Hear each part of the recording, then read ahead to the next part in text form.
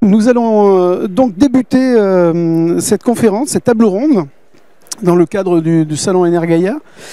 Cette table ronde sera dédiée à la décarbonation des transports publics interurbains. À la tribune, la table ronde va être introduite par Jean-Luc Gibelin, vice-président délégué aux mobilités pour tous et infrastructures de transport de la région Occitanie, qui est très très volontariste, et on va le voir. C'est vraiment une région pionnière et exemplaire en France en la matière. Merci Jean-Luc Gibelin d'être ici parmi nous cet après-midi. La table ronde sera composée de gens d'experts, vous verrez, de gens qui sont incroyablement pertinent sur cette histoire de mobilité interurbaine, avec Jérôme Fontaine, qui est directeur régional adjoint convention stratégie territoire SNCF Voyageurs. Merci beaucoup Jérôme Fontaine aussi. Bruno Verlac, directeur technique régional Keolis. Vincent Lemaire, qui est président de Safra. Alors vous allez nous parler d'un truc incroyable, du rétrofit de certains des véhicules en hydrogène. Je sais que la région aussi est très preneuse de cette technologie. Et enfin Jean-Christophe Clément, directeur marketing et communication d'Alkia Electronics. Vous, c'est les infrastructures, on en parlera, les pantographes qui descendent pour alimenter des bus, c'est assez passionnant aussi. Et en fin de table ronde, nous rejoindrons Franck Edlard et François Debertier. Franck Edlard, vous êtes directeur général d'un cluster qui s'appelle Totem, autour des enjeux de la décarbonation. Et François Debertier, vous êtes président de Tenlog, qui est un cluster qui est notamment très actif dans le GNV, dans le bio-GNV, la méthanisation. On verra comment on peut aujourd'hui faire un report des fossiles vers le bio-GNV ou GNC maintenant dit-on aussi. Merci à vous tous d'être présents. Jean-Luc Gibelin, vous allez ouvrir cette table ronde. Quelles sont les stratégies aujourd'hui de la région Occitanie en matière de report modal et de transport public interurbain ? Écoutez, merci de l'invitation. Pour répondre à la question sur quelle est la stratégie, je crois qu'il faut d'abord réaffirmer un élément structurant de la posture de la région, un élément voulu par la présidente Carole Delga, qui a été de faire le choix ambitieux et offensif d'être la première région à énergie positive le plus vite possible. Nous avons l'habitude de dire 2050, mais la présidente a régulièrement insisté pour dire le plus vite possible. Mais si c'est avant, c'est pas mal aussi. Et nous avons mission de travailler à ce que ce soit avant.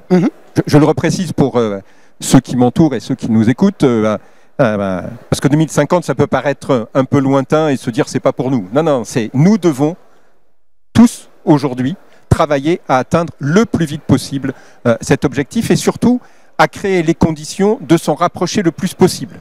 Et donc il nous faut agir maintenant.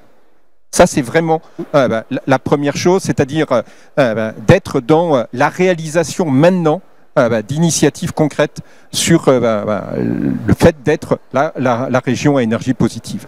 Ça veut dire évidemment de développer les transports en commun.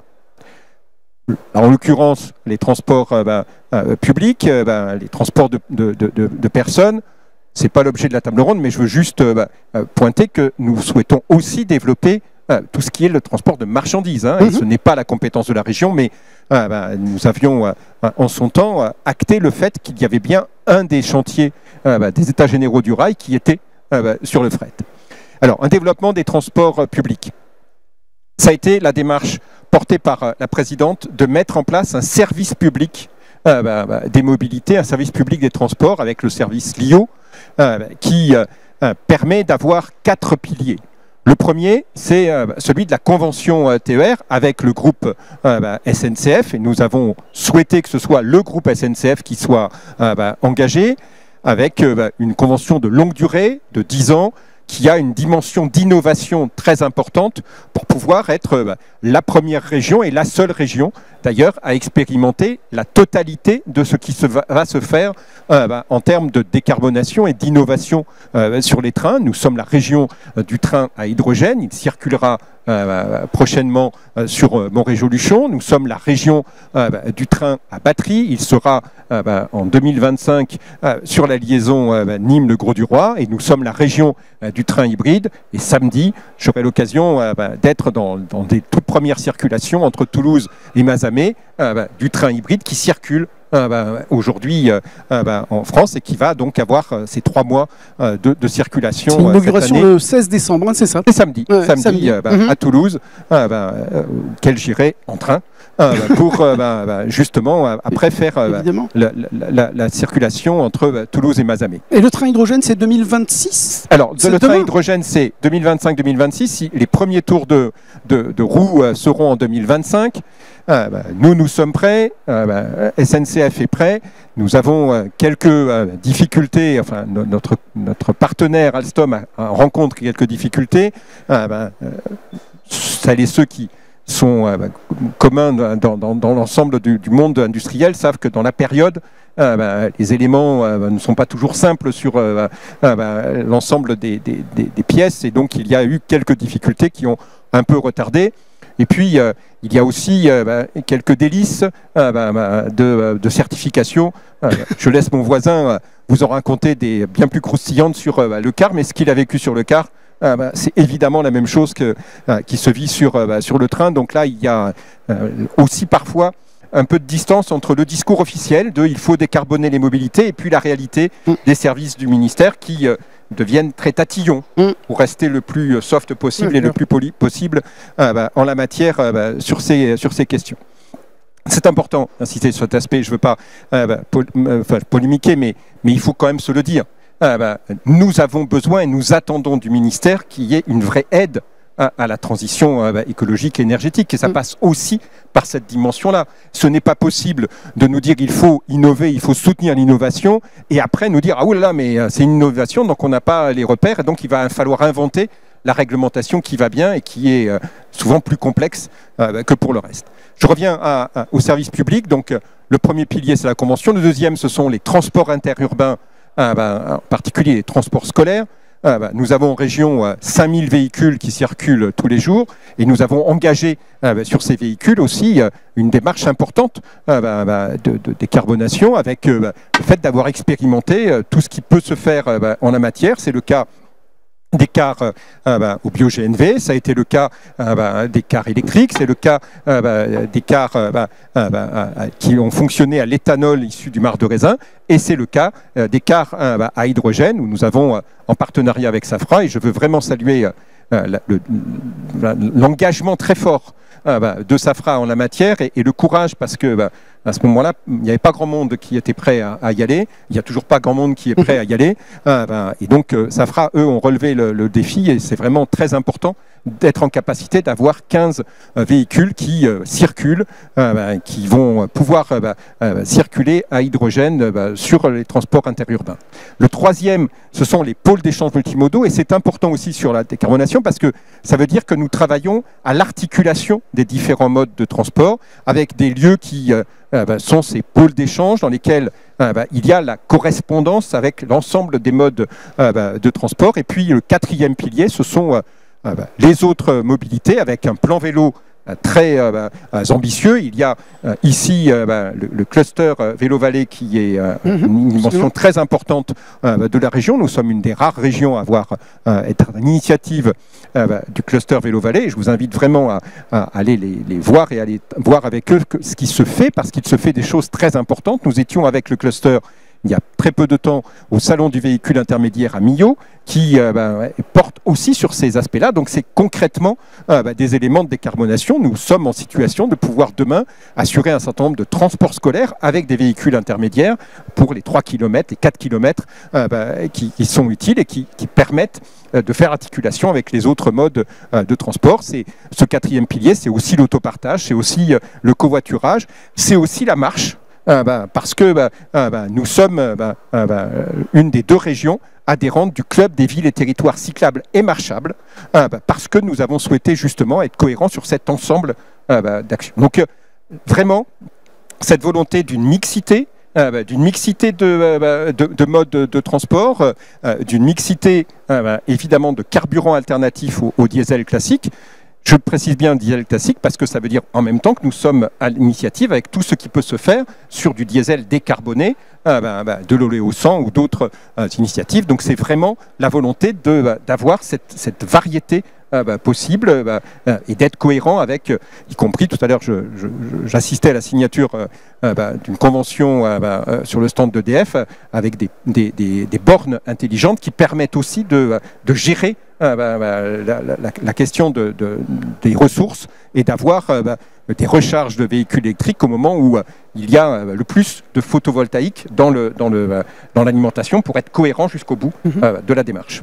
Et c'est d'autant plus complexe qu'on est dans une région aussi où il y a pas mal de départements ruraux. Et on le sait, la ruralité, c'est une complexité pour le transport entre les villes, entre les villages. Alors, c'est une réalité. Hein. Il y a dans la région 13 départements. C'est la région qui a le plus de départements. C'est 4500 communes. Donc, évidemment, une surface très importante. Nous avons en Europe 6 pays qui sont plus petits que la région Occitanie. 6 à l'échelle de l'Europe. Donc, forcément, nous avons cette dimension à prendre en compte et à intégrer dans l'organisation des mobilités. Et les éléments qui sont importants dans la matière sur tout ce qui est la démarche de décarbonation tordent le cou à des idées toutes faites qui consisteraient à dire que c'est que l'apanage entre guillemets des bobos des métropoles. C'est très loin de ça et nos succès, nos réalisations, elles existent dans les métropoles, mais elles sont évidemment plutôt tournées sur le territoire en général et plutôt tournées sur des villes moyennes et sur la ruralité parce que il y a cette appétence pour être concret sur la transition énergétique et écologique qui est vraie partout sur le territoire et nous sommes attentifs à ce que les transports en commun, les transports publics soient bien une réponse sur la totalité du territoire régional. Avec cette complexité de l'autonomie aussi, hein, parce qu'il y a beaucoup de kilomètres, comme vous le disiez, c'est une grande région. Il y a beaucoup de kilomètres, il y a une géographie qui est complexe. Ouais. Par exemple, le train hybride que nous allons expérimenter samedi, il ne peut pas être la réponse sur la totalité de la région. Il ne pourra pas être la réponse sur les lignes massives centrales. À l'inverse, là où il va circuler entre Toulouse et Mazamet, il est une réponse concrète. Le train à hydrogène, il est pertinent entre Montrégeau-Luchon parce qu'à Luchon, il va être ravitaillé d'hydrogène vert produit par la centrale hydrothermique hydroélectrique de Luchon. Donc il y a une nécessité à être cohérent entre les lieux de production de carburant décarboné, les lieux d'avitaillement et les lieux d'utilisation parce que il nous faut vraiment tourner la page du carburant unique qui est transporté partout sur la planète et qui est le même partout. Ça ne fonctionne pas. Et ça ne veut pas dire qu'on ne peut pas faire avec les transporteurs. Au contraire, les transporteurs s'adaptent et savent faire et il y a largement de la place pour tout le monde. Eh bien, écoutez, merci beaucoup Jean-Luc Gibelin. C'était passionnant pour ce panorama du transport en région Occitanie. On voit qu'il y a un vrai volontarisme politique. Hein. On ne fait rien sans volonté politique dans cet exercice-là. Jérôme Fontaine, je vais vous passer la parole. Vous êtes, je le répète, directeur régional adjoint convention stratégie territoire SNCF Voyageurs. Alors finalement, l'Occitanie pour vous c'est un terrain de jeu incroyable, c'est-à-dire que là vous avez d'un coup toutes les solutions à déployer pour arriver aux objectifs de la région, être réponse, c'est ça? Vous déployez toute la palette des possibles, des solutions? Alors oui, comme le disait le président Gibelin, alors d'abord on a en effet une chance incroyable, que je confirme, une confiance aussi pour 10 ans qui est très forte, et un partenariat sur lequel on travaille ensemble. La SNCF est évidemment très engagée dans ces technologies décarbonées, avec la région Occitanie qui en effet est la seule à être présente sur tout de la décarbonation. On va parler en effet du train hybride, c'est entre 15 et 20% d'économie de diesel quand même, donc c'est pas complètement rien.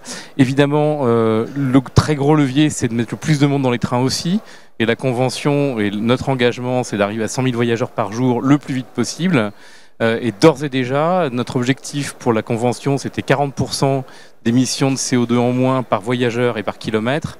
Et déjà en 3 ans, on est à moins 35% parce qu'on a 42% de voyageurs en plus dans nos trains. Des taux de remplissage énormes. Des taux de remplissage colossaux depuis 2022. Et donc ça, c'est vraiment un grand défi. Le deuxième sujet sur lequel on travaille, c'est évidemment sur la façon dont les conducteurs de train conduisent, parce que évidemment, avec une conduite agressive, c'est un peu comme pour une voiture, on consomme plus, donc on a aussi de l'éco-conduite sur les trains, et ça permet d'économiser entre 3 et 6% d'énergie, ce qui déjà tout à fait considérable. C'est-à-dire qu'on peut avoir une conduite souple avec un train aussi. Exactement. Vous m'avez appris ça lors de l'entretien. On accélère moins quand ça monte. Incroyable. Etc. Et en effet, on arrive à le faire. Évidemment, quand on sait qu'on va s'arrêter sur l'arrêt suivant, et du coup, on peut l'anticiper et donc ne pas donner de coup de frein. La régularité fait aussi partie des éléments. C'est-à-dire qu'évidemment, si un train est en retard, il faut qu'il accélère un peu, quoi. Il accélère un peu. Ouais. Donc la régularité fait aussi partie de cette équation.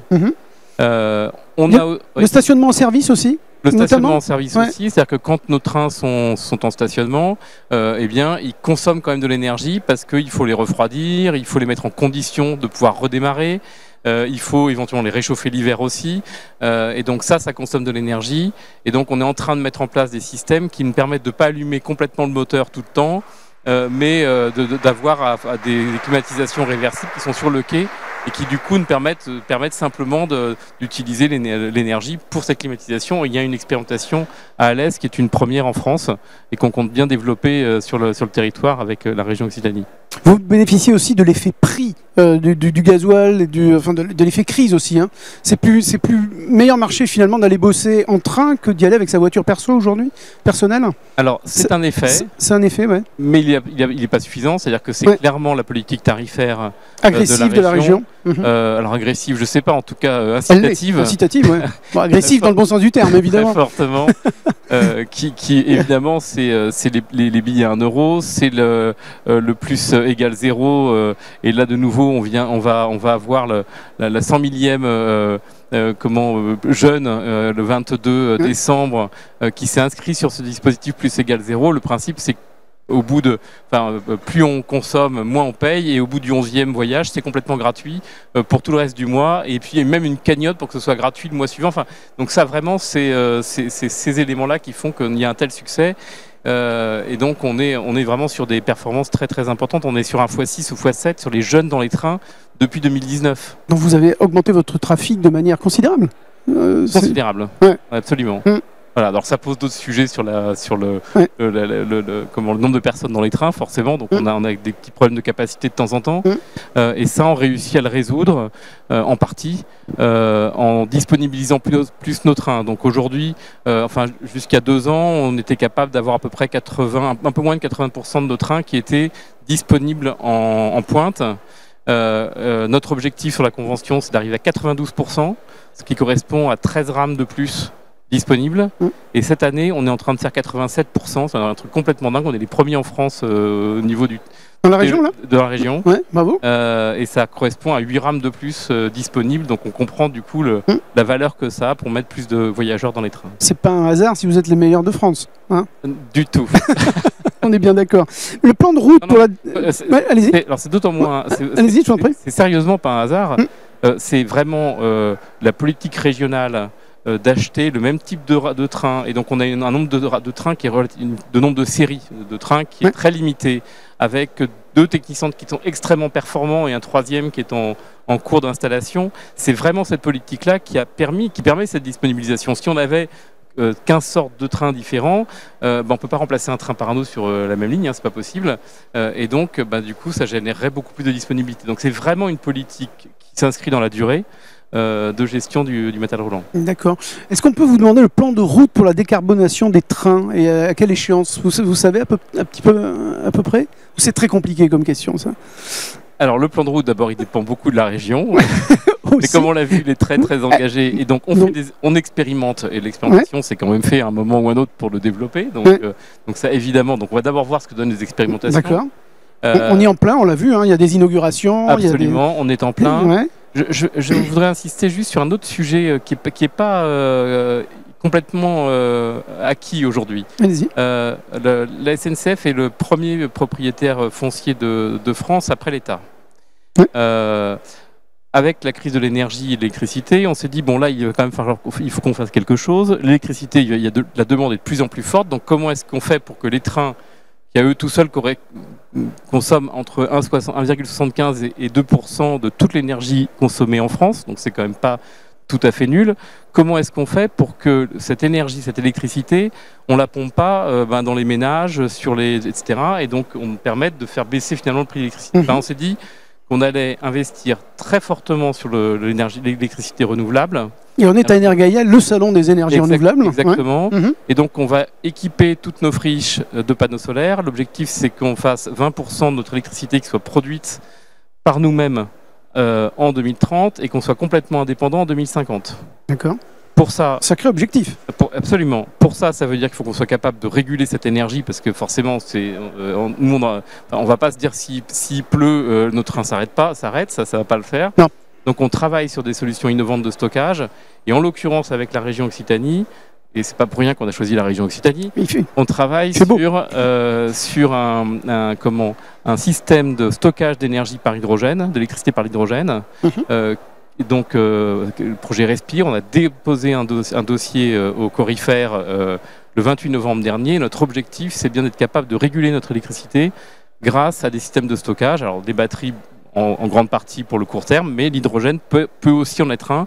Et donc l'innovation là-dedans, c'est comment est-ce qu'on pilote et on manage cette électricité pour être capable de la reverser quand il y a des appels d'énergie très forts, quand il y a des demandes d'effacement de RTE, et puis quand on a nous-mêmes nos propres besoins pour nos trains.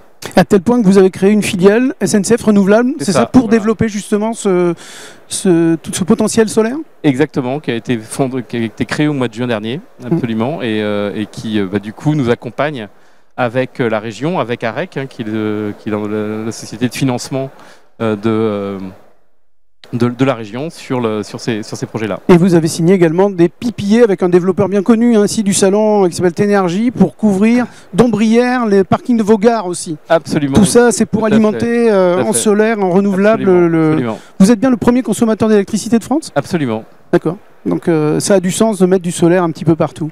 Absolument, tout à fait. Merci beaucoup Jérôme Fontaine, passionnant également. Bruno Verlac, directeur technique régional Keolis. Alors là aussi, je veux dire un petit peu la même chose. Keolis, finalement, vous devenez un acteur multi-énergie. C'est plus le fossile, c'est terminé. Rien que le fossile, c'est terminé. Il y a du biogaz, il y a de l'électrique, il y a du pantographe. Expliquez-nous un petit peu comment vous mettez votre flotte un petit peu en innovation comme ça pour répondre justement aux desiderata de la région. En effet, chez Keolis, on a l'ambition d'être un acteur de cette transition écologique et qu'elle se déploie aussi dans tous les territoires, à tous les niveaux, pas seulement dans le milieu urbain auquel on peut penser en premier lieu. Et donc aujourd'hui, effectivement, on travaille sur tous les axes, donc tout type d'énergie sur notre flotte. Alors sur la partie interurbaine, donc ça peut être une majorité de cars scolaires, donc des trajets plutôt courts, pour amener les enfants à l'école, pour les amener aussi après à la piscine, des activités périscolaires. Donc c'est des véhicules qui sont utilisés pour ces activités-là, qui font peu de kilomètres. Et aussi on a une activité avec des véhicules qui font des lignes, donc en complément du rail, sur de l'interurbain, donc des villes de toute la région. Donc on a toutes les énergies, du gaz, du biocarburant. Effectivement, il nous reste encore de diesel, mais on est en train d'amorcer cette transition et d'essayer donc de convertir une partie de la flotte à des énergies renouvelables. Mais alors c'est un coût ça de convertir. Alors il faut un partenaire fiable, de confiance. On revient toujours à vous. En effet, la région est très motrice sur le sujet et encourage ses partenaires à travailler sur ces éléments-là. Donc bien sûr le biocarburant. Ensuite il y a l'électrique qui pointe le bout de son nez. Il y a l'hydrogène aussi avec la société Safra qui fait des kits rétrofit pour des cars, donc adaptés à des lignes interurbaines. Et il y a aussi des solutions qui existent techniques sur du rétrofit électrique qui permet aussi d'éviter de fabriquer un véhicule neuf. Parce que l'avantage du rétrofit, c'est aussi qu'on utilise le matériel sur une durée de vie supplémentaire. Donc on évite d'aller chercher des nouvelles ressources. Et donc je trouve ça fait partie de l'économie circulaire et donc la décarbonation, la décarbonation des véhicules. Ouais. Voilà.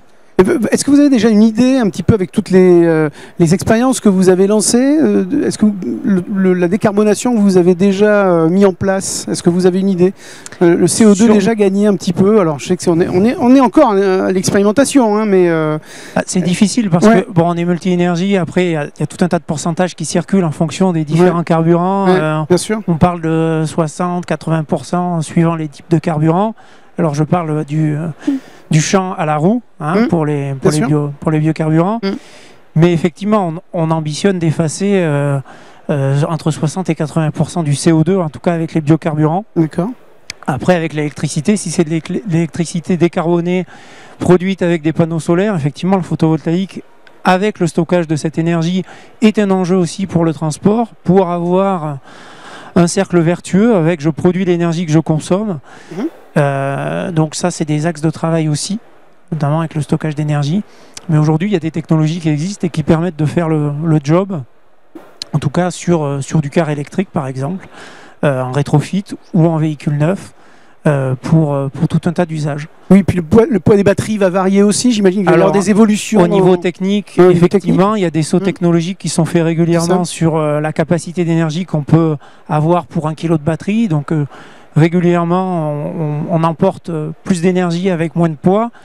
Donc l'idée, c'est d'emporter le juste poids pour l'usage, pas emporter trop de capacité de batterie non plus, et de trimballer du poids qui sert à rien, mais de le concentrer sur les passagers. Donc c'est pareil, un gros levier comme pour le transport ferré, c'est le nombre de passagers. Donc là où la région encourage fortement le transport en commun, le taux de remplissage des véhicules permet aussi d'avoir une décarbonation importante des transports de voyageurs. L'hydrogène, c'est pour bientôt du coup? Alors, vous avez testé déjà dans le groupe Keolis ou... Alors, dans le groupe Keolis, on teste des véhicules hydrogène, on a des partenariats avec Safra sur notre région, mais on a aussi, on regarde l'hydrogène, en tout cas potentiellement sur la région, puisque il y a via le corridor H2 qui est déployé sur la région Occitanie, qui est un écosystème qui va permettre de fabriquer de l'hydrogène renouvelable. Donc ça va offrir des débouchés pour nous, transporteurs routiers de voyageurs, de développer des lignes avec des véhicules hydrogène, donc avec un hydrogène vraiment décarboné, produit localement. Donc il y a du potentiel important sur cette région, tout à fait. D'accord. C'est des sujets sur lesquels on travaille, partenariat avec Safra notamment. Monsieur Gibelin, allez-y, réagissez quand vous le voulez. Oui, non, mais c'est juste un mot par rapport à ce qui vient d'être dit sur la fréquentation, parce que ça me permet de compléter mon intervention tout à l'heure. Ça a été rapidement évoqué par Jérôme Fontaine. Sur la partie ferroviaire, 2023 par rapport à 2019, donc avant la Covid, nous sommes à plus 44% d'augmentation de fréquentation, quand dans le même temps, sur le transport interurbain, nous sommes à 25% d'augmentation, toujours par rapport à 2022. C'est-à-dire que nous avons bien une augmentation de l'utilisation du transport public, ce qui est aussi une forme de décarbonation des mobilités, parce qu'à partir du moment où il y a plus de monde, et dans les cars et dans les trains, ça veut dire qu'il y a moins de monde dans les voitures, qu'on le veuille ou non, c'est ça aussi qui se traduit. Alors, je veux y insister parce que, comme tous les ans, il y a 50 000 habitants de plus dans la région, évidemment qu'il y a aussi des embouteillages supplémentaires. Mais s'il n'y avait pas cette augmentation sur les transports en commun et ferroviaires et routiers... C'est invivable sur les routes. Voilà. Je voulais juste insister sur cet aspect parce que quand... une personne se retrouve dans sa voiture solo, dans les embouteillages, elle peut avoir le sentiment qu'il n'y a rien qui bouge. Je crois qu'il faut intégrer aussi cette dimension-là. Merci beaucoup, Jean-Luc Gibelin. Moi, j'avais une question. Le transport, c'est aussi de l'humain. Vous avez des équipes des conducteurs de cars. Comment ils vivent cette mutation? Ils sont enchantés. Parce que la conduite, notamment sur... en tout cas, les véhicules hydrogène ou électriques, c'est une conduite beaucoup plus souple, c'est une conduite différente, c'est moins de stress au poste de conduite, c'est pas de boîte manuelle. Alors on a encore des véhicules avec des boîtes manuelles, alors tous les véhicules qu'on renouvelle depuis déjà de nombreuses années sont en boîte automatique, mais là avec de l'électrique ou de l'hydrogène, il y a cette souplesse de conduite, il y a cette, on va dire ce stress en moins, qui permet d'avoir un agrément de conduite qui est meilleur. Donc pour les chauffeurs, donc non, c'est des gens qui habitent l'Occitanie, donc qui sont à l'écoute de ce qui se passe, qui vivent dans la région et donc qui sont contents aussi que leurs enfants prennent un véhicule qui respecte la planète, hein. Absolument. Voilà. Une flotte 100% zéro émission, Keolis, c'est pour quand? Question. Le plus rapidement possible, je l'espère. Ouais. Voilà, après on travaille pour. Et avant 2050, hein, Monsieur Gibelin. Pourquoi pas avant 2050? C'est impératif avant 2050. Okay. Et ils sont prêts à vous aider, je pense. Merci beaucoup. Merci. Vincent Lemaire, on a beaucoup parlé de vous. Vous êtes président de Safra. Vous êtes le seul acteur français à proposer du rétrofit, hein, pour des cars, un des rares en tout cas. Alors comment on en vient à avoir une telle idée de se lancer dans un projet hydrogène comme ça?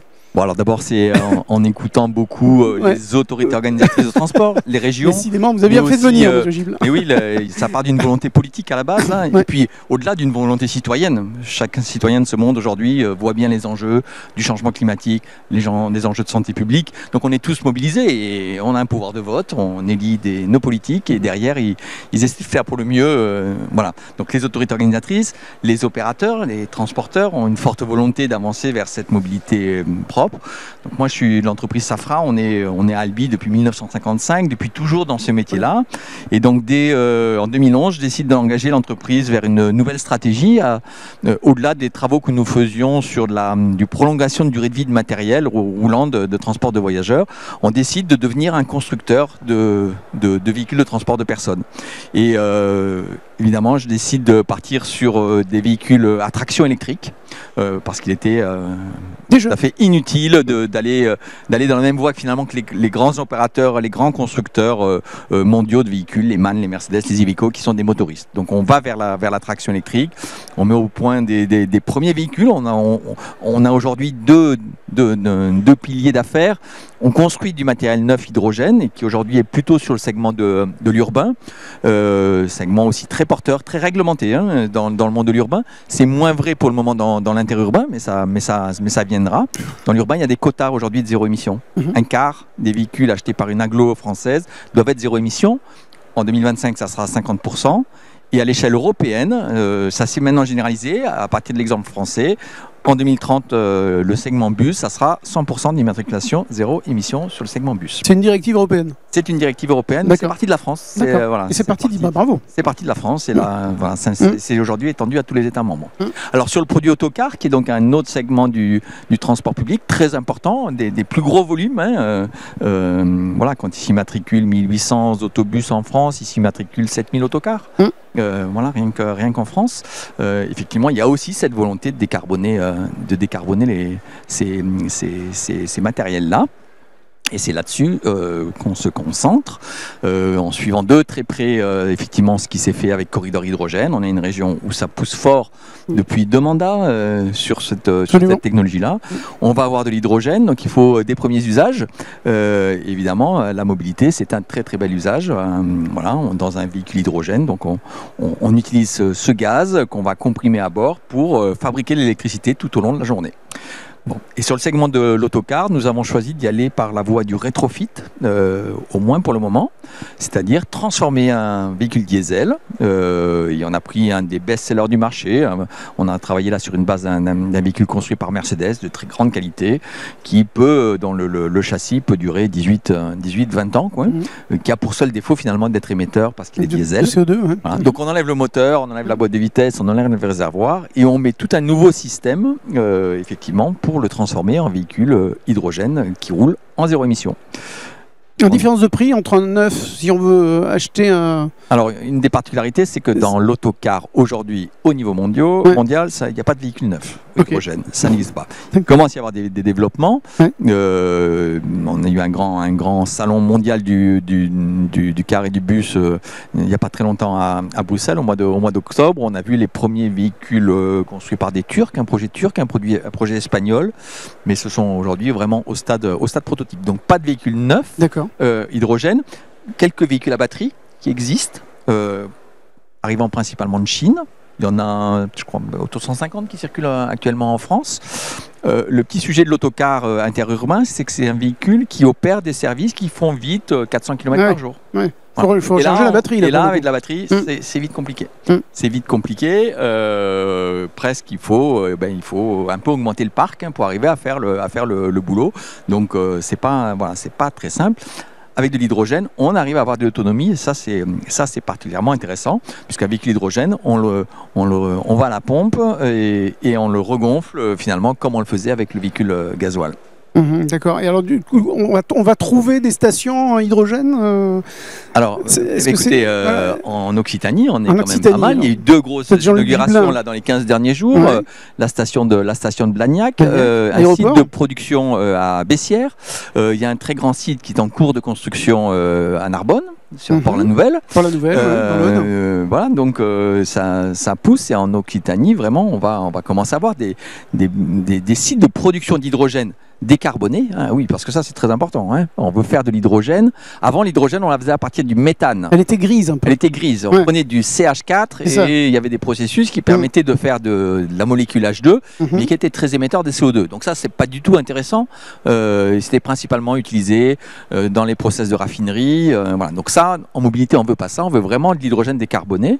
L'hydrogène décarboné est principalement fait par électrolyse de l'eau. H2O donne H2 plus O2. Et voilà, et c'est comme ça qu'on fait aujourd'hui. C'est ce qui se fait à l'aéroport, sur la station, sur le site de production d'Aiport ou à Bessières, ce qui va se faire aussi à Port-la-Nouvelle. Et à Port-la-Nouvelle, je crois savoir qu'il y a des éoliennes flottantes là-bas qui vont permettre justement de produire cet hydrogène vert. Alors sur le stand qui est commun région ARAC et ADOC, qui est à l'entrée principale, vous avez la carte des stations actuelles et des stations à venir. Et c'est donc tout à fait important de le regarder. Et pour répondre directement à votre question, oui, le projet qui est porté sur Port-la-Nouvelle, c'est de faire de Port-la-Nouvelle le port de la transition écologique, avec une production liée à des fermes d'éoliennes flottant en mer. Il va y avoir déjà là rapidement les premières éoliennes témoins qui vont venir, et puis ensuite à partir de 2030 des fermes beaucoup plus importantes, une production d'électricité renouvelable qui sera à terre transformée en hydrogène vert, et donc les lieux d'avitaillement seront disponibles sur Port-la-Nouvelle et les usages seront possibles sur Port-la-Nouvelle. Donc dans le port de Port-la-Nouvelle, l'objectif c'est que tous les véhicules terrestres et maritimes soient à hydrogène. Et puis l'idée c'est que les stations de Port-la-Nouvelle permettent d'alimenter les transports interurbains possibles, et puis peut-être à un moment donné du transport ferroviaire à partir du moment où il y aura une production suffisamment importante en la matière. Donc tout se rejoint finalement, il y a une grande transversalité entre la décarbonation, les transports, l'énergie et l'énergie renouvelable aussi. Tout est lié. On sait que Carole Delga s'est beaucoup battu aussi pour le développement des énergies renouvelables. Finalement, elle avait raison, ça favorise aussi la décarbonation des transports. On est vraiment dans un cercle vertueux. C'est ce que alors il y a lundi là, le président Macron était à Toulouse pour parler de son plan France 2030. Avec tout ça, on coche toutes les cases. On a un gros enjeu de souveraineté. Voilà, de l'énergie qu'on va fabriquer en Occitanie, voilà, tout seul, on n'a besoin de personne, et ça c'est quand même absolument formidable. On répond à des enjeux climatiques, aux enjeux du changement climatique, et puis on réindustrialise. Avec des gens comme nous, on crée des emplois, on a créé 150 emplois là en 18 mois, et puis on en a des centaines à créer devant nous. Et ça c'est de l'économie, c'est de l'emploi dans nos territoires, voilà, dans le Tarn en l'occurrence, et ça c'est aussi extrêmement vertueux pour que notre pays, nos régions, notre pays continue à grandir. Il y a qu'à voir la dynamique du salon d'ailleurs, Energy, qui est incroyable. Voilà, on a rarement vu ça. Tout ça, il y a ça créateur d'emplois, de richesses, et c'est extrêmement vertueux. Votre carnet de commandes pour 2024, véhicule hydrogène complet. On a effectivement 30 véhicules neufs à construire, plus il faut qu'on termine. Donc vous allez faire du neuf. On fait aussi du véhicule neuf en urbain avec un produit iCity, donc on a vendu voilà, dans différentes villes françaises. Et puis on a à finir les 15 véhicules de la commande Occitanie, donc ces véhicules rétrofités qui vont pouvoir se mettre en route, puisqu'on est maintenant au bout du processus d'homologation. C'est vrai que c'est pas facile ces homologations, mais en même temps on est sur des véhicules qui roulent à 100 km/h, qui transportent une cinquantaine de personnes. Et donc, il y a évidemment des enjeux sécuritaires. Et tout ça est nouveau, donc ça se travaille voilà, très, très sérieusement pour bien faire. Bien sûr. Mon petit doigt me dit que Jean-Luc Gibelin sera du premier voyage. Vincent est gentil quand il l'explique comme ça, parce que ça cache quand même des heures et des heures de travail de ses équipes et de lui-même pour arriver à obtenir ça. Et je veux, enfin, vraiment, je me permets d'y insister parce que dans les formules, il y a un vrai danger. Dans l'explication, la question va être, voilà, ils prennent un car, ils retirent le moteur, ils mettent un nouveau moteur et ça part. Voilà, c'est juste un tout petit peu plus compliqué que ça. Et il y a beaucoup d'intelligence pour pouvoir le faire. Et voilà, pendant presque 2 ans. Voilà. Et nous avons aussi réutilisé toutes les solutions que nous avons sur notre véhicule neuf. Et puis on continue à améliorer tout ça au quotidien. Les véhicules sont maintenant des véhicules communicants. Les véhicules vont être suivis à distance. On va les suivre pour qu'ils soient opérés le plus longtemps possible. Bon, un véhicule suivi à distance, ça veut dire des enjeux de cybersécurité par exemple. Et voilà, tout ça arrive, c'est extrêmement compliqué. Mais passionnant, ça c'est du vrai bon boulot industriel. Voilà, il y en a une équipe de femmes et d'hommes absolument passionnés. C'est du haut niveau mondial, on peut le dire. Hein. Sur la planète, vous n'êtes pas très nombreux sur la planète à faire des choses comme ça. Voilà. Vous avez raison de le signaler. Et bravo. Il faut faire attention aux formules qui parfois sont un peu réductrices. Vincent Lemaire, bravo. Merci beaucoup Merci. pour votre témoignage. On finit avec vous, Jean-Christophe Clément, directeur marketing et communication d'Alkia Electronics. Alors vous êtes venu parler plutôt d'infrastructures. C'est comment on adapte les infrastructures finalement à ce report modal. Comment on fait aujourd'hui ? Oui, alors avant de parler d'infrastructure, je vous en prie. Peut-être un mot sur le car, en effet. L'intérêt finalement de passer électrique, alors outre le soutien à l'économie, à faire les emplois de demain, à être les territoires, la région et les territoires qui portent à notre économie, outre au fait d'être, et on peut le dire, un objectif, une brique du zéro carbone de la région à énergie positive, parce qu'un car décarboné, électrique, hydrogène, consomme au kilowattheure final 5 fois moins qu'un car classique quand on met de l'essence ou du diesel. Donc ça nous permet de bas carbone et d'une très forte efficacité énergétique, un facteur 5 sur le mouvement. Mais c'est plus compliqué à recharger. Alors c'est tout l'intérêt de l'hydrogène, c'est qu'on peut passer de la puissance, on peut recharger aussi rapidement. Quand on est sur de l'électrique batterie, c'est beaucoup plus compliqué. Quand vous allez à la pompe et vous rechargez votre voiture, le pistolet de la pompe, c'est entre 20 et 40 mégawatts que vous injectez dans votre voiture. C'est l'équivalent d'une consommation de 5 à 10 000 personnes, 40 mégawatts. Donc parce que l'essence est très concentrée, on arrive à injecter énormément de puissance dans un réservoir avec une pompe. Avec l'électricité, c'est plus compliqué. Déjà, la batterie ne peut pas être rechargée en 30 secondes. Il faut la charger en une demi-heure, en 1 heure. Elle a une chimie qui permet d'accepter une charge courte, mais quand même avec une certaine durée, il faut immobiliser. Aussi parce que on ne peut pas ramener des transformateurs de 40 MW à chaque pompe. Hein. Le réseau est créé d'une certaine façon où on va pouvoir aller tirer. Il y a aussi toute une série de normes. Au-dessus de 500 kW, on est ICPE, donc il faudrait des stations avec des murs, protégées, etc. Ça devient de plus en plus compliqué parce que il y a beaucoup de puissance, il faut gérer. C'est industriel. Voilà, exactement. Ouais. Je veux dire. Installations industrielles on ne peut pas en mettre partout, hein, des pompes industrielles, c'est plus compliqué. Donc quand on passe à l'électrique, une flotte, finalement c'est une architecture un peu globale qu'il faut penser entre les dépôts où on fait de la recharge lente la nuit, on arrive à recharger X-Bus, on a des dépôts avec 10, 20 cars qui vont finalement la nuit se recharger de la bonne façon, parce que la nuit l'électricité, comme le jour, hein, il faut regarder ce qu'il y a derrière la prise, hein, tout le système électrique. D'où je vais revenir l'intérêt finalement de faire de la charge intelligente. Parce que quand on charge, il faut savoir quelle électricité on met dans le bus, comment on tire sur le système électrique pour pouvoir réellement injecter du renouvelable, encore mieux le local. Hein, ça serait le mieux d'être quasiment autonome en énergie positive et autonome, je dirais, au niveau du territoire.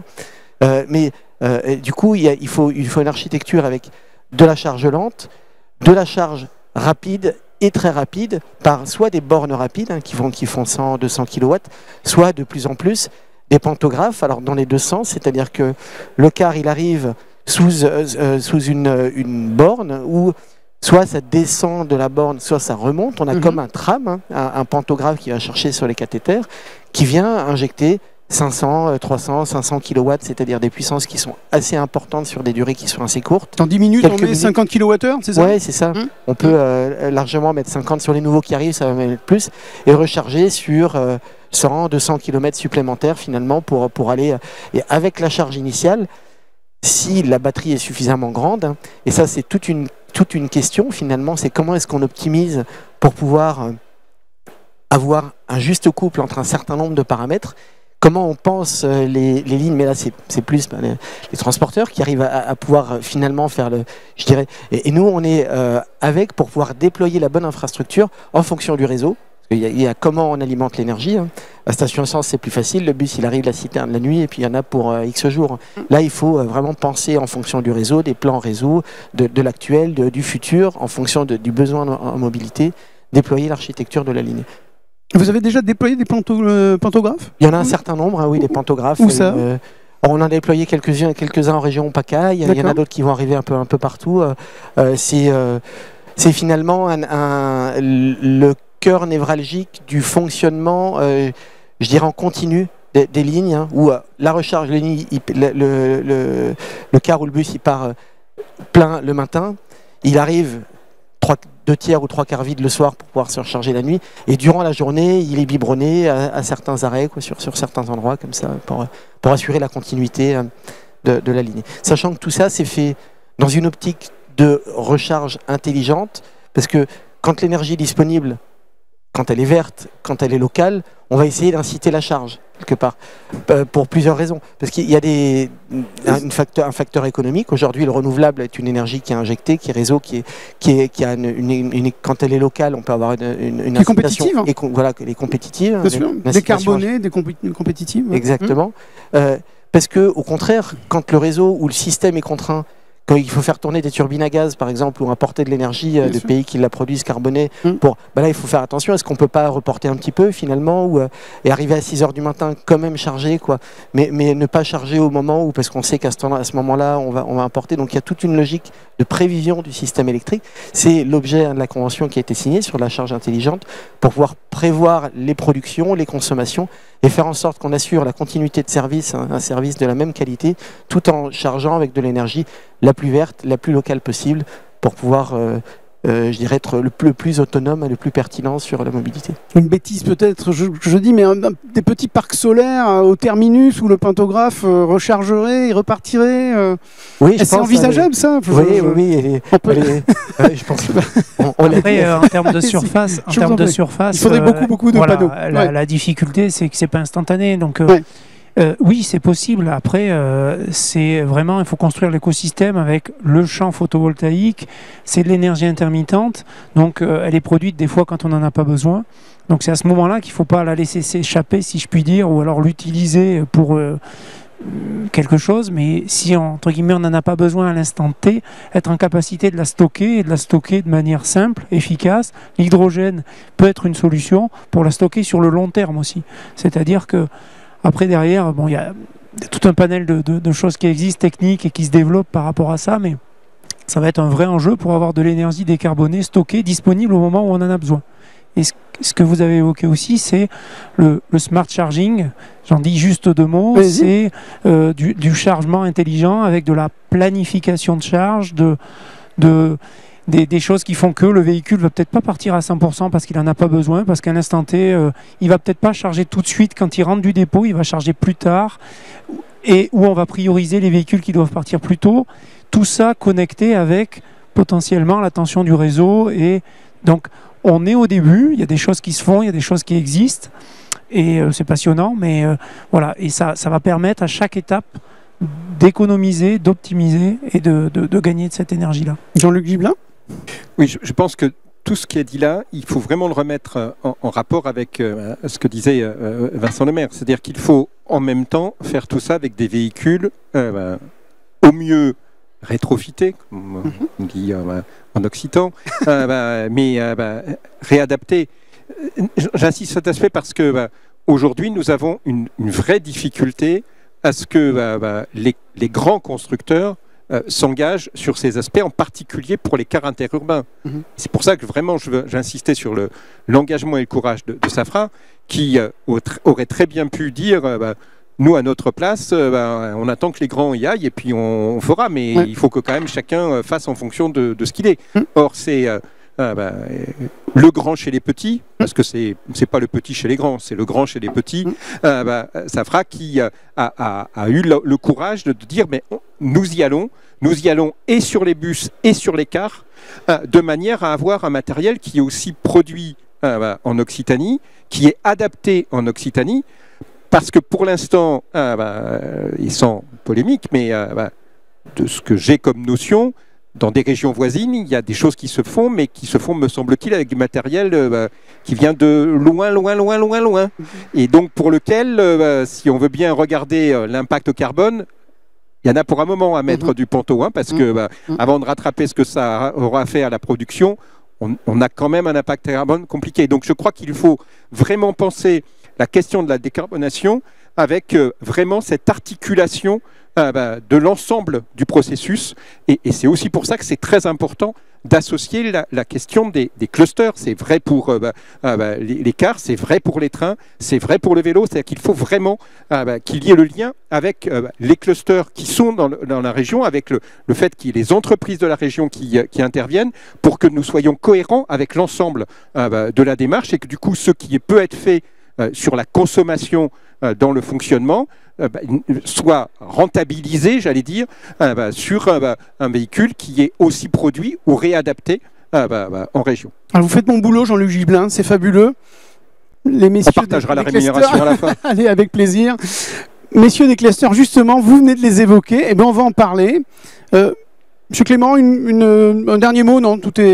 Il y aura des questions vraisemblablement. Vous pouvez venir vous asseoir, Franck Edlard et François de Berthier. Franck Edlard, du coup, vous êtes directeur général du cluster Totem, qui est autour des enjeux de la décarbonation. Vous venez d'entendre Jean-Luc Gibelin. Qu'est-ce que vous pouvez lui dire?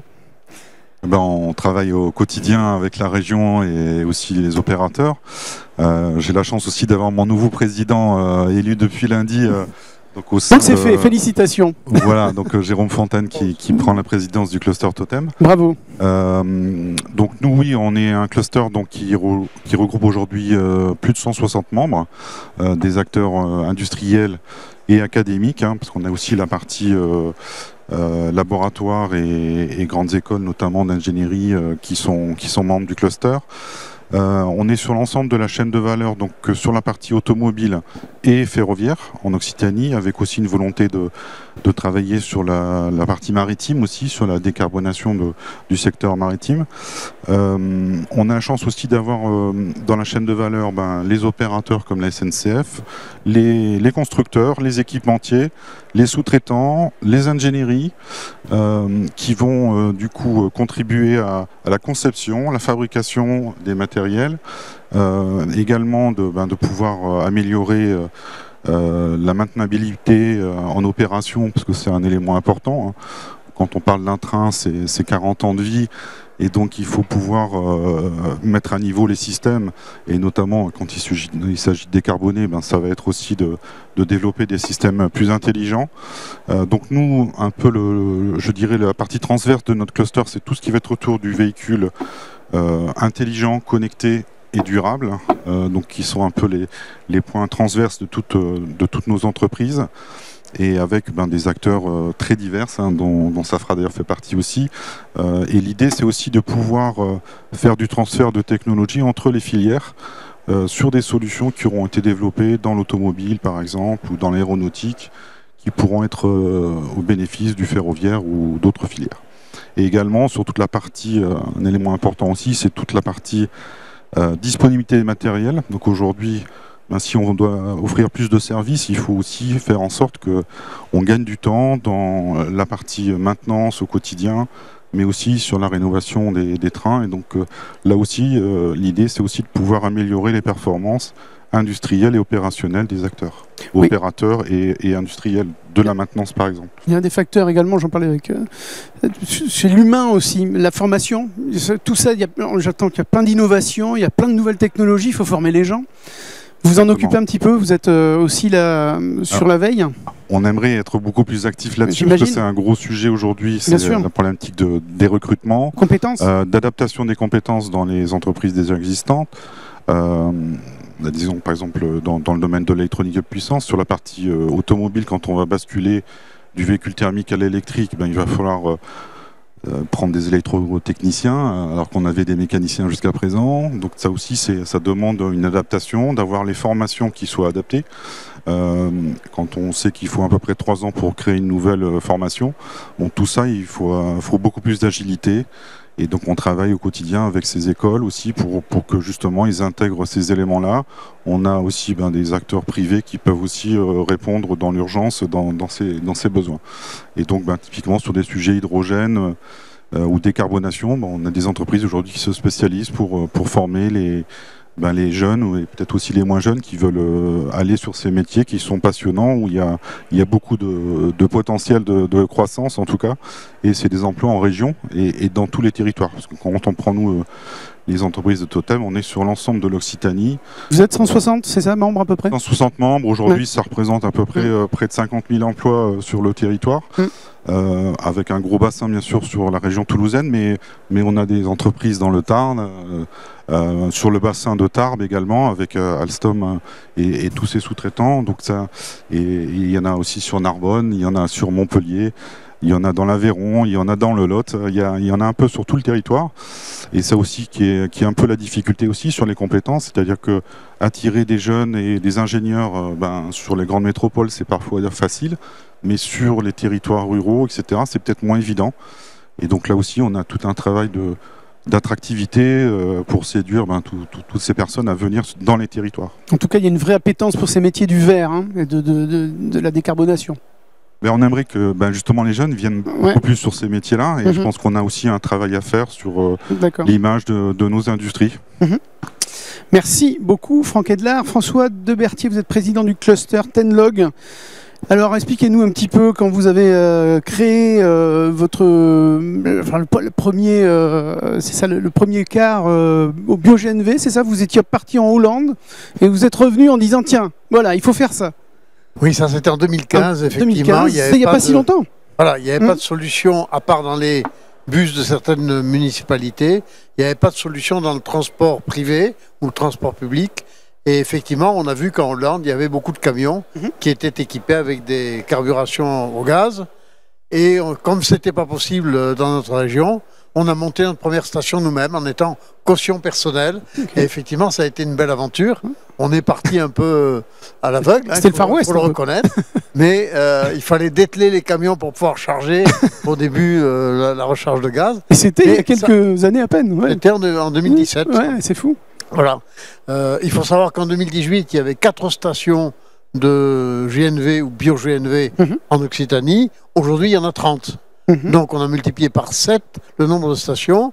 Je ne dis pas que tout est couvert absolument, mais aujourd'hui on peut se déplacer facilement. Et les solutions de GNV aujourd'hui sont les premières alternatives matures qui ont été mises en place pour pouvoir apporter des solutions de décarbonation.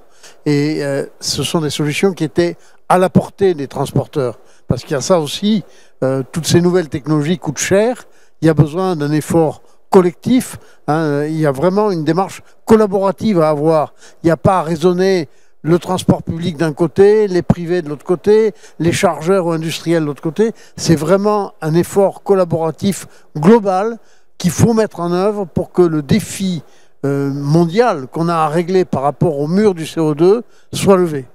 Et donc c'est là qu'il y a une démarche globale à avoir. D'accord. Combien vous êtes de membres dans votre cluster? On est une centaine. Une centaine. Vous aimeriez être un peu plus, je crois. On est plus jeune que Totem, on a encore nos preuves à faire. Mais c'est vrai que c'est un bel exemple pour nous et un beau modèle.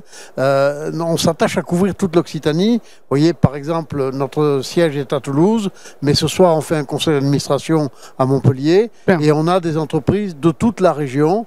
Et cet après-midi même, on vient de remettre le prix de la mutation énergétique à nos membres.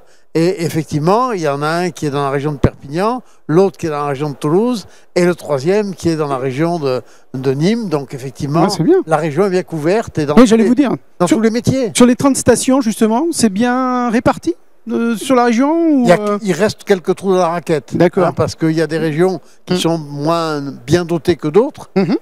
Et puis, il y a aussi eu des mobilisations qui sont moins faites dans certains départements que dans d'autres.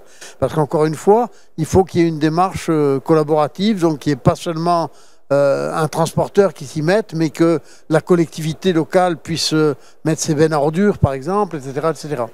D'accord. En termes de CO2 économisé, le bio-GNV, et puis bientôt la biométhanisation et tout ce qui va s'en suivre. Alors, effectivement, il faut que on est sur quelle échelle à peu près de réduction de CO2? Il faut qu'il y ait une progression du nombre de stations de méthanisation. Ouais.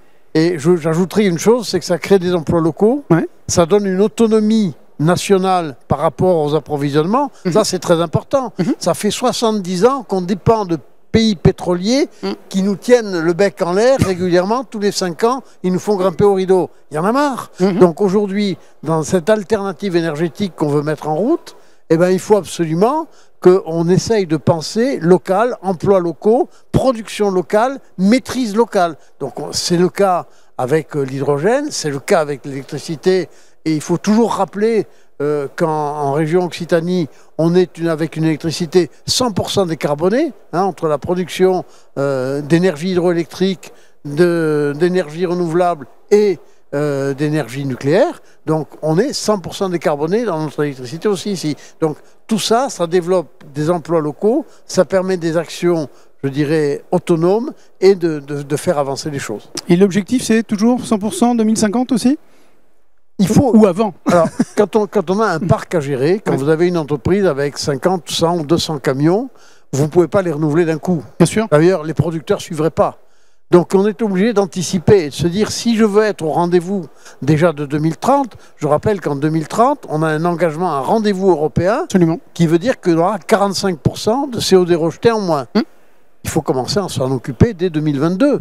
Oui. Et il y a des entreprises qui sont déjà complètement à la bourre. Parce qu'on met entre 5 et 10 ans pour renouveler son parc. Donc si on veut être au rendez-vous en 2030 et a fortiori à suite 2050, eh bien il faut utiliser toutes les solutions disponibles aujourd'hui au fur et à mesure qu'elles sont matures. Voilà. D'accord. Et sans se dire qu'il y aura une réponse unique à apporter.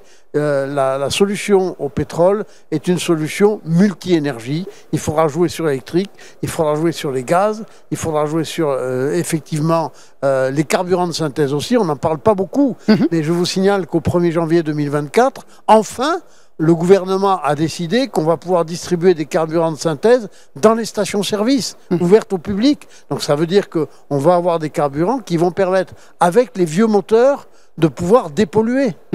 Donc tout ça, c'est important. Il y a une prise de conscience, mais c'est un pachyderme.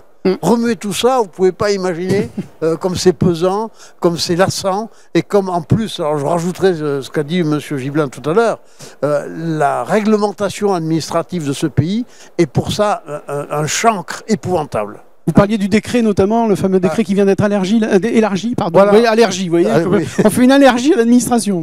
Un lapsus. En mars 2021, il y a un décret qui a permis de faire du rétrofit de moteurs diesel à moteur électrique. Oui. Et depuis, on demande en permanence au ministère de l'Industrie la possibilité de faire l'extension de ce décret aux autres rétrofits. Ça ne vient de se faire que maintenant. Nous sommes fin 2023. Ouais, on a perdu 2 ans. Vive la France. Merci beaucoup. Jean-Luc Gibelin. Oui, juste un mot. Je vous en prie. Il vient de paraître, mais pour l'instant, il n'y a pas l'ensemble des éléments sur la mise en œuvre concrète. D'accord. Parce que c'était une étape indispensable. L'étape suivante, c'est comment ça va se passer concrètement pour les entreprises pour le mettre réellement en œuvre. D'accord. Ça, c'est pas une étape qui est neutre. D'accord, ok. Je crois qu'on peut applaudir tous ces messieurs. Vraiment, c'était passionnant. On a 5 minutes. Est-ce que vous avez des questions à poser? Ouais, monsieur, vous vous présentez? Je sais pas, ça marche? Romain Mazière, je suis étudiant en école d'ingénieur à l'EPF Montpellier. J'aurais une question concernant le fret, donc c'est surtout pour la SNCF. Est-ce qu'il y a des choses de prévues d'ici 2030 ou 2050 concernant le fret intercité, donc même les petites cités, donc par exemple Albi-Toulouse ou ce genre de choses prévues pour le transport? Alors, moi, je suis SNCF voyageur, donc du coup, c'est vrai que pour le fret, c'est plus compliqué. Je suis sûr que Jean-Luc en sait beaucoup, président du Gibelin, c'est beaucoup plus que moi. Donc peut-être. C'est une mission du vice-président aux mobilités de la région, c'est de permettre que les entités de SNCF se parlent entre elles. Donc je fais ma mission et j'aide à ce que les directions se parlent entre elles. Alors, vous avez parfaitement raison de poser cette question et nous avons, en lien avec les SNCF, avancé sur cet aspect, mais puisque nous évoquions les questions de réglementation, je vais l'illustrer aussi sur cet aspect. Nous avons demandé, et les SNCF, à la fois SNCF Voyageurs, SNCF Gare et Connexion, se sont engagés à travailler et nous ont fait une proposition parce que nous souhaitions regarder comment, avec les TER, nous pouvions faire du petit colis. Parce qu'il y a une partie des choses qui peuvent se faire sur ces aspects, à la fois sur les trains des extrémités, le premier train, le dernier train, sur les trains de milieu de journée, où on sait qu'on a un peu moins de monde, un peu moins de voyageurs, on se disait on peut travailler à des aspects comme ça. Oui, c'est une bonne idée, je vous remercie de l'avoir eue, mais ça ne se fera pas, parce que Vigipirate, parce que les sécurités, parce que les questions d'assurance, et donc il faudrait un accompagnateur par colis, je mords un peu le trait mais je suis pas loin, il faut la certitude que vous pouvez vous engager, le transporteur, qu'il ne se passe rien pendant le voyage. Enfin, bon, voilà, j'arrête là, mais de ce point de vue, nous restons, la région Occitanie, vraiment à la demande que nous trouvions ensemble, avec les services de l'État, des solutions pour que nos véhicules, c'est vrai pour les trains, c'est vrai pour les cars, puissent, soit dans des voyages à vide, soit sur des moments où ils ont moins de voyageurs, faire à minima déjà du petit colis. Ça, c'est la première chose. La deuxième, Jean Castex, quand il était Premier ministre, a montré son attachement sur le ferroviaire et il a relancé, contrairement à ce qui se faisait depuis des années, le principe du wagon isolé. Parce que par rapport à la question que vous évoquiez, c'est évidemment la réponse toute faite. Tant qu'on en était au fait qu'il fallait un train de 500, 600, 800 mètres de long pour pouvoir imaginer faire quelque chose en fret, eh bien, ça voulait dire qu'il y avait plein de liaisons qui ne pouvaient pas se faire. Si nous revenons, et c'est ce qu'il a décidé officiellement en redemandant à SNCF Fret de se relancer sur le wagon isolé, ça permet de se dire, là du coup, l'objectif c'est de remplir un wagon et pas un train. Et là, du coup, si on remplit un wagon, ça devient plus accessible de se dire qu'il y a du transport de distance plus faible. Ce n'est pas si simple que ça non plus, parce que la démarche qui avait été imposée par Bercy au groupe SNCF en général de ne plus être sur le wagon isolé, ça a fait qu'il y a de moins en moins de lieux de triage justement pour le wagon isolé. Et du coup, dire maintenant on retourne au wagon isolé, c'est une très belle déclaration et nous l'avons évidemment applaudi, mais il faut bien voir que dans la vraie vie, il y a aujourd'hui très peu de triage qui fonctionne et penser les remettre en place, ça va demander plus de temps. Donc de ce point de vue, c'est aussi une difficulté. Pour autant, nous sommes la région qui porte de manière très volontariste le fret ferroviaire parce que nous sommes convaincus que c'est un élément important. C'est aussi une urgence quand on est sur les routes et les autoroutes de la région, mais j'insiste sur les routes parce que c'est loin d'être que sur les autoroutes. Chacun voit bien qu'il y a beaucoup de camions et beaucoup de camions qui ne font que passer dans la région. Et donc, évidemment, il ne s'agit pas de viser les camions qui desservent la région, mais il y a énormément de camions qui ne font que passer.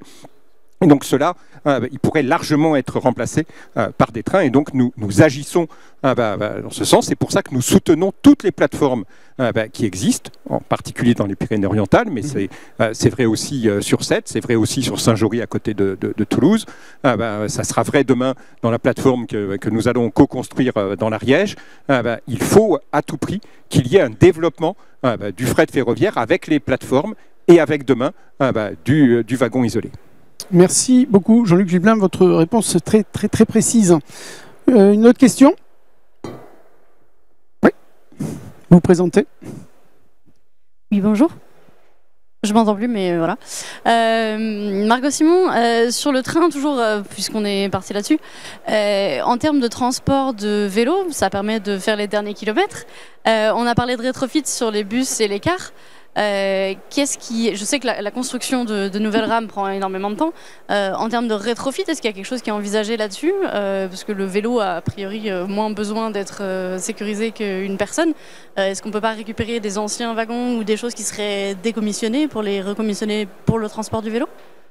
Alors, sur cet aspect, il faut vraiment se dire les choses avec les utilisateurs du vélo, et nous le faisons très régulièrement. Ça me permet de redire que nous sommes la région qui a mis en place un plan vélo, et nous sommes la région qui tient tous les ans une journée mobilité active. Elle aura lieu en 2024, le 26 mars 2024, à Narbonne. Et donc, j'invite toutes celles et tous ceux qui sont attentifs aux mobilités actives à venir et à y participer. Nous devons être cohérents sur la question du développement de l'usage du vélo et du développement du train. J'ai indiqué tout à l'heure le pourcentage d'augmentation de la fréquentation des voyageurs. Nous avons aussi un développement important de l'usage du vélo. Il n'est donc pas possible d'imaginer demain que le vélo taf, le vélo du quotidien, se développe avec l'emport du vélo dans les trains ou dans les cars. Ce n'est pas possible. Si un vélo dans un train, c'est 3 usagers.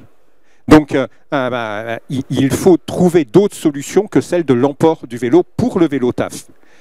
D'autant plus que nous sommes une région à fort potentiel touristique, et donc nous avons besoin, au contraire, de développer le vélotourisme. Et évidemment, le vélotouriste, lui, doit monter dans le train ou dans le car avec son vélo, sinon il ne peut pas continuer à faire son tourisme. Donc nous avons besoin de garder l'accès dans les cars et dans les trains pour le vélotourisme a priori. Et donc la réponse, c'est de développer l'ensemble des boxes sécurisées qui peuvent exister dans les gares. Nous avons fait avec les SNCF, en particulier Gare et Connexion, mais aussi Voyageurs, un recensement le plus exhaustif possible de ce qui existe. Nous sommes, avec le cluster vélo, engagé sur l'acquisition de boxes sécurisées dans les gares. Et nous avons aussi, avec les éco-chèques, participé au cofinancement du 2e vélo. C'est-à-dire qu'un usager qui prend son vélo pour le travail ou pour les études a la possibilité d'avoir une aide pour le 2e vélo s'il est dans un lieu où il n'y a pas de location longue durée de vélo. Et nous allons expérimenter, être la première région à mettre en place un système de location longue durée régional pour les vélos. Donc l'objectif, c'est vraiment d'articuler sur cet ensemble et de pouvoir avoir plus d'usagers du vélo et d'avoir plus d'usagers du train et de permettre qu'il y ait cette possibilité avec le fait de garder en sécurité les vélos dans les gares. Au passage, je vous indique que dans les Pays-Bas, en Suisse, dans les pays qui ont un développppement de l'usage du vélo bien plus avancé que le nôtre, c'est ce qu'ils font. C'est-à-dire que nous n'avons pas inventé quelque chose pour être originaux. Nous sommes allés voir comment ça se passait dans ces pays et c'est ce qu'ils font. C'est-à-dire qu'ils ont des parkings dans des dimensions gigantesques dans les gares. Ils ont un système de gardiennage des vélos et il n'y a pas d'emport du vélo dans les trains pour le vélo du quotidien. Eh bien, écoutez, on va conclure là-dessus. Ah non, juste une dernière question. Question rapide, réponse rapide. Bonsoir. Ce sera peut-être pas une question, ni une réponse rapide. Je suis professeur émérite à l'Institut Charles Gerhardt à l'Université de Montpellier, membre de la Fédération de recherche hydrogène du CNRS, dont j'étais un des premiers fondateurs, et enfin membre émérite de France Hydrogène. Donc, à ce titre, je suis depuis pas mal d'années les technologies hydrogène. Alors, je voudrais rendre hommage à l'Occitanie, à la région Occitanie, pour tout ce qu'elle a fait. Et je voudrais compléter, si je me permets, en insistant bien que Madame la Présidente de région a lancé son plan hydrogène il y a à peu près 5 ans, avec 150 millions d'euros, avec plusieurs actions. Je ne veux pas résumer les actions, mais les trains, c'est une action extrêmement importante. Alors justement, dans ce sens-là, il faut aussi citer Alstom Tarbes, qui était le premier constructeur à démarrer en Europe des trains hydrogène alimentés par une pile à combustible avec des réservoirs d'hydrogène sous pression qui permet 1000 km d'autonomie lorsque le plein est fait. Ceci a été développé en Basse-Saxe. Donc Alstom Transport de Tarbes était le maître d'œuvre, c'est un programme européen. Ces trains, ils roulent, ils ont été inaugurés en 2018, il y avait 2 premières rames, et les Allemands sont tellement contents qu'ils ont commandé 14 rames supplémentaires. Donc Alstom est dans le coup, bien sûr, et la SNCF également, il faut bien le dire, que le train était basé aussi sur les besoins SNCF de trains pour des lignes non électrisées, mais également pour des lignes électrisées. Donc là, c'est un nouveau développement. Les trains en Allemagne se remplacent, disons, des parcours sur des lignes uniquement avec des locomotives diesel, sans aller sur les lignes électrifiées. En France, Alstom et SNCF en train de démarrer le train qu'on pourrait dire hybride, c'est-à-dire avec le caténaire et la pile à combustible. Ceci est une avancée absolument géniale et il y a 15 trains qui sont commandés en France dans 4 régions, dont l'Occitanie, bien sûr. Bon, c'était pour dire quelque chose de positif. Merci pour enrichir le débat. Merci beaucoup et merci à tous d'être venus. Et merci messieurs, je crois qu'on peut les applaudir encore. Merci. Merci à Jean-Luc Gibelin, Franck Lédelard, Jérôme Fontaine, Bruno Verlac, Vincent Lemaire, François Debertier et Jean-Christophe Clément. Je vous souhaite une bonne continuation et un bon salon encore demain. Merci à vous tous. Au revoir, bonne soirée. Profitez bien de Montpellier ce soir.